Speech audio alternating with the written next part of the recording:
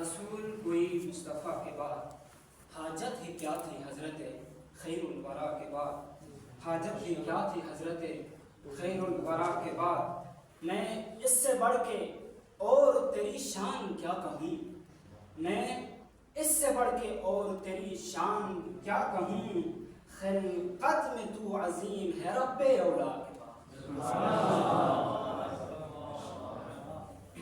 اعوذ باللہ من الشیطان الرجیم، بسم اللہ الرحمن الرحیم، الحمد للہ رب العالمین والعاقبۃ لأہل التقوی والیقین، ولعنۃ اللہ علی اعدائہم وغاصب حقوقہم ومنکر فضائلہم، اما بعد، قال اللہ تبارک وتعالی فی محکم کتابہ المجید وفرقانہ الحمید، بسم اللہ الرحمن الرحیم، لقد کان لکم فی رسول اللہ اسوۃ حسنہ، ان اللہ وملائکتہ یصلون علی النبی یا ایہا الذین آمنوا صلوا علیہ وسلموا تسلیما۔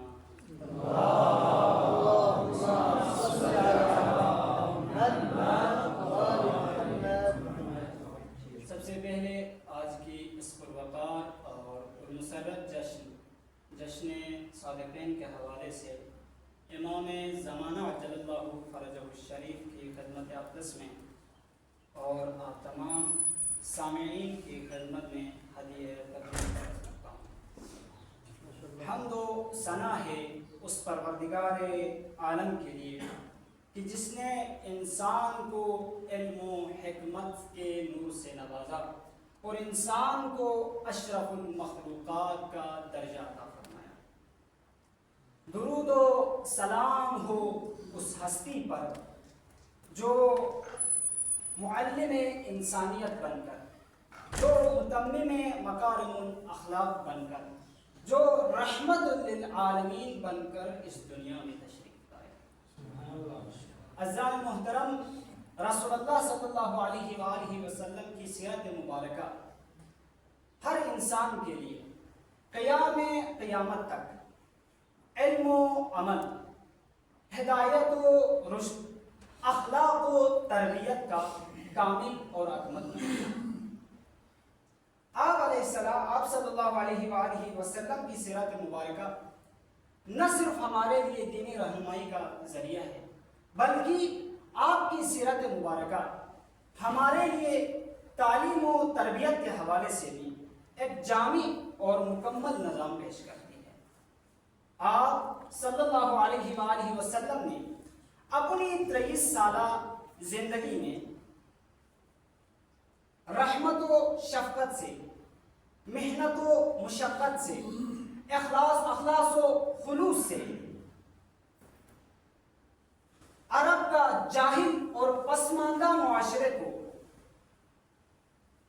ایک مہذب اور ایک علم دوز اور اخلاقی لحاظ سے مثالی معاشرے میں تبدیل کر دیا۔ آپ صلی اللہ علیہ وآلہ وسلم نے اپنے قول و فعل سے ثابت کر دیا کہ کامیاب تعلیم وہی ہے جو انسان کی کردار کو نکھارے، جو انسان کے کردار کو بلند کرے، جو انسان کو معاشرے کے لیے مفید ترین فرد بنائے۔ یہ کامل ترین اور کامیاب ترین نظام ہے۔ عزیزان محترم، رسول اللہ صلی اللہ علیہ وآلہ وسلم اس وقت تشریف لائے کہ جس وقت ہر طرف اندھیرا ہی اندھیرا چھایا ہوا تھا، ظلمت ہی ظلمت تھی، تاریکی ہی تاریکی تھی، ضلالت ہی ضلالت تھی۔ ایسے میں رسول اللہ صلی اللہ علیہ وآلہ وسلم شمع نبوت لے کر، شمع رسالت لے کر جاہل اور پسماندہ معاشرے میں تشریف لے آئے اور ان کی تربیت کے لیے، ان کی تعلیم کے لیے ایسے اصول اپنائے کہ جس کی وجہ سے قلیل ترین مدت میں، کم ترین مدت میں جاہل اور پسماندہ معاشرے کو یکسر بدل کر رکھ دیا۔ آپ صلی اللہ علیہ وآلہ وسلم نے ان اصولوں کے ذریعے سے اس جاہل معاشرے کو، جو معاشرہ تاریکی میں ڈوبا ہوا تھا، جو معاشرہ پستی میں گرا ہوا تھا، اس کو ہدایت کے نور میں لا کر کھڑا کر دیا۔ عزیزان محترم، آپ کے اصولوں میں سے ایک اصول یہ تھا کہ آپ نرم مزاج اور شفیق اور رحم دل تھے. نرم مزاجی اور شفقت و رحمت کے لیے دین اسلام اہمیت دیتا ہے. دین اسلام فضیلت دیتا ہے. دین اسلام کی فضیلت کو بیان کرتا ہے. کیوں؟ چونکہ یہ ایک ایسی صفت ہے کہ جو حیوان تک کو بھی انسان کا دوست بنا دیتی ہے. یہ صفت حیوان تک کو بھی انسان کا دوست بنا دیتی ہے. اور رسول اللہ صلی اللہ علیہ وآلہ وسلم کی زندگی مبارکہ میں دیکھا جائے تو رسول اللہ صلی اللہ علیہ وآلہ وسلم کی زندگی میں یہ صفت، یہ وصف واضح طور پر، نمایاں طور پر ہمیں نظر آتا ہے.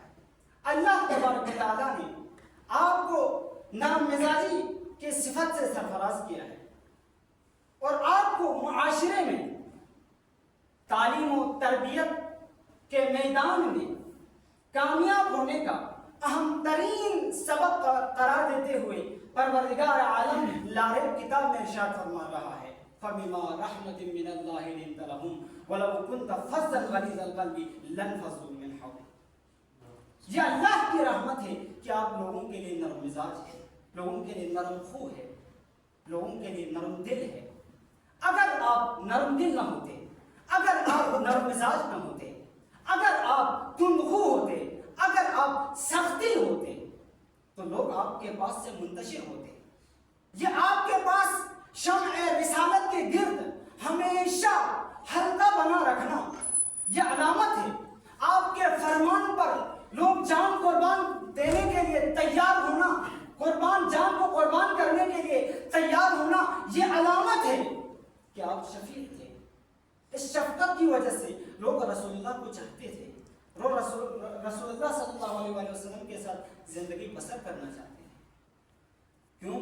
چونکہ آپ سرچشمہ رحمت تھے، سرچشمہ شفقت تھے اور آپ کی رحمت اور شفقت محدود نہیں ہے. جس طرح اس زمانے میں آپ شفیق اور رفیق تھے، آج بھی آپ کی شفقت اور رحمت موجود ہے. آپ صرف اپنے رشتہ داروں کے لیے رحمت نہیں ہے، آپ صرف اپنے خاندان کے لیے رحمت نہیں ہے، آپ صرف عرب معاشرے کے لیے رحمت نہیں ہے، آپ صرف آسمان والوں کے لیے رحمت نہیں ہے، آپ صرف زمین والوں کے لیے رحمت نہیں ہے، آپ صرف ایک ملک کے لیے رحمت نہیں ہے، بلکہ قرآن مجید بغل میں تو یہ اعلان کرتا ہوا نظر آتا ہے وَمَا أَرْسَلْنَاكَ إِلَّا رَحْمَةً لِّلْعَالَمِينَ. ہم نے تجھے تمام جہانوں کے لیے رحمت بنا کر بھیجا ہے. رسول اللہ تمام جہانوں کے لیے رحمت ہے. عزیزان محترم، اور رسول اللہ صلی اللہ علیہ وسلم جب بھی جس طرح پرندے جب اپنے بچوں پر کوئی دشوار وقت آتا ہے، کوئی مشکل وقت آتا ہے تو اپنے پروں کو کھول کر ان کو اپنے پروں کے اندر لیتے ہیں تاکہ وہ کسی حادثے میں شکار نہ ہو، کسی مشکل وقت میں گرفتار نہ ہو، تاکہ وہ بکھر نہ جائے، تاکہ وہ ماں سے بچھڑ نہ جائے. اسی طرح رسول اللہ صلی اللہ علیہ وآلہ وسلم بھی امت کے لیے رحمت کے پر بچھاتے ہیں. کیوں؟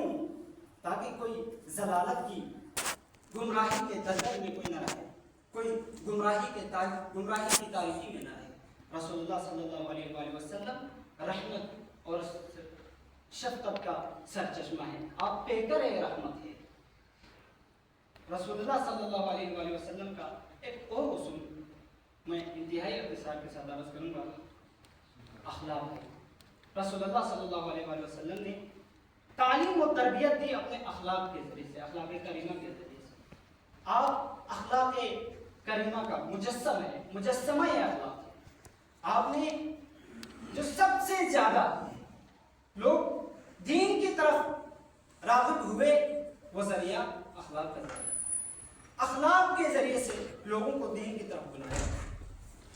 آپ جانتے ہیں یہ مشہور واقعہ ہے کہ ایک بوڑھی عورت رسول اللہ صلی اللہ علیہ وآلہ وسلم جب بھی مدینہ کی گلیوں سے تشریف لے جاتے تھے تو وہ بوڑھی عورت رسول اللہ صلی اللہ علیہ وآلہ وسلم کے سر کے اوپر کوڑا کرکٹ پہنتی تھی. ایک دن رسول اللہ گزرے لیکن وہ عورت نے جو رسول اللہ کی شان میں وہ جسارت کرتی تھی وہ اس نے نہیں کی. تو رسول اللہ نے اس کی حالت پوچھی کہ وہ عورت جو ہمیشہ میرے اوپر تھوڑا کرکٹ کھیلتی تھی، آج وہ نظر نہیں آ رہی، تو لوگوں نے کہا یا رسول اللہ وہ آج بیمار پڑی۔ تو رسول اللہ صلی اللہ علیہ وآلہ وسلم اس عورت کے گھر میں جاتے ہیں اور اس کی عیادت کرتے ہیں، اور جب وہ بوڑھی عورت دیکھتی ہے تو وہ لرز جاتی ہے، وہ کانپ جاتی ہے کہ رسول اللہ آپ تو انتقام لینے کے لیے آئے ہیں۔ لیکن رسول اللہ نے کہا اے بوڑھی عورت ڈرنا نہیں، میں تمہارے لیے انتقام لینے کے لیے تمہارے پاس آیا نہیں ہوں، بلکہ میں تمہاری عیادت کے لیے آیا ہوں۔ دیکھیے اخلاق رسول اللہ صلی اللہ علیہ وسلم، جب یہ اس اخلاق کو اس بوڑھی عورت نے دیکھا تو کہا یا رسول اللہ پہلے مجھے اسلام میں داخل کریں، پہلے مجھے کلمہ پڑھوا دیں، پھر اس کے بعد میں آپ سے بات کروں گی۔ اور رسول اللہ صلی اللہ علیہ وآلہ وسلم نے کلمہ پڑھوایا اور وہ عورت اسلام کے حلقہ اسلام کے دائرہ اسلام میں داخل ہو گئی۔ تو یہ اخلاق رسول کی وجہ سے۔ اور رسول اللہ صلی اللہ علیہ وآلہ وسلم جب اس اخلاق کو پروردگار عالم نے دیکھا تو رسول اللہ صلی اللہ علیہ وآلہ وسلم کو سند دیتے ہوئے قرآن مجید میں ارشاد فرما رہا ہے وَإِنَّكَ لَعَلَىٰ خُلُقٍ عَظِيمٍ، حبیب تو اخلاق عظیم مرتبے پر فائز ہے۔ اور ایک رسول اللہ صلی اللہ علیہ وآلہ وسلم نے اپنے بعثت کا مقصد بھی مکارم اخلاق کو پائے تکمیل تک پہنچانا چاہیے، اور فرمایا انما بعثت لأتمم مکارم الاخلاق، مجھ محمد مصطفیٰ کو رسول اللہ صلی اللہ علیہ وآلہ وسلم نے مکارم اخلاق کو پائے تکمیل تک پہنچانے کے لیے بھیجا ہے۔ اگر آج کوئی معاشرے میں بالخصوص جو مبلغ دین ہونے کا دعویٰ رکھتے ہیں ان کے لیے تمام لوگوں کے لیے رسول اللہ کی یہ سیرت ہے، لیکن خاص طور پر ان لوگوں کے لیے یہ درس ہے جو مبلغ دین ہونے کا دعویٰ کرتے ہیں۔ ان کے لیے اگر وہ کسی معاشرے کے اندر انقلاب برپا کرنا چاہتا ہے، کسی فرد کے اندر انقلاب ایجاد کرنا چاہتا ہے، کسی معاشرے کو جہالت سے نکال کر ہدایت کے بام میں عروج تک لے جانا چاہتا ہے، تو اس کے لیے رسول اللہ کی یہ سیرت اپنائے بغیر وہاں پر ہدایت کا نور پھیلانا ممکن نہیں ہے۔ پروردگار عالم کی بارگاہ اقدس میں دعا گو ہے